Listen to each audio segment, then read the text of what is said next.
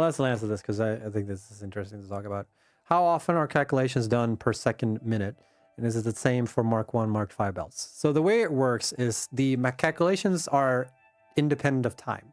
So it doesn't matter how often they run, which is tiny bit false, but for the most part, calculations don't need time, because like the way it works, and this is for how most games work, because we've sort of moved away from time dependent or frame dependent like calculations for a long time actually, or CPU loops. But the way it works is you know, you do a calculation here, and then time passes, and then when you get to the next cycle or the game tick, is what we usually refer to it, we ask ourselves like, okay, how long since this tick? Like how long was it between these? Like how big was this window? And if it was a second, if it was a minute, you know, we apply that to all the calculations essentially.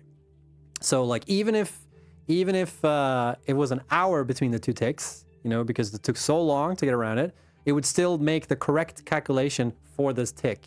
However, the game tick and the render tick are independent of each other.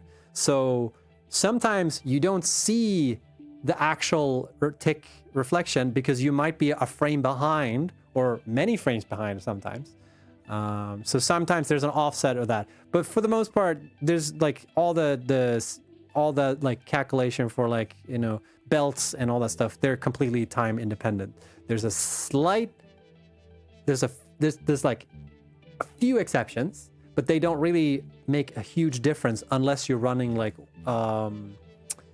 you will maybe notice some parts of the game running a bit differently if you're running in like 5 FPS versus if you're running like in 60 FPS for over a long stretch of time.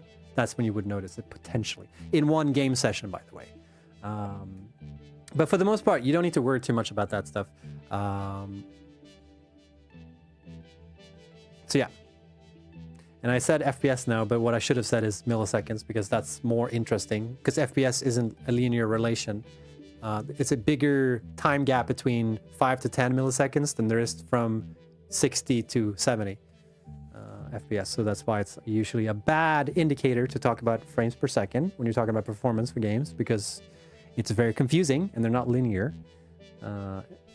If you make an improvement from like 5 FPS to 10 FPS, that's a huge improvement. But to make an improvement from like 60 to 80 is not as big, because like I said, they're not linear. The higher FPS count, the smaller the actual time between is.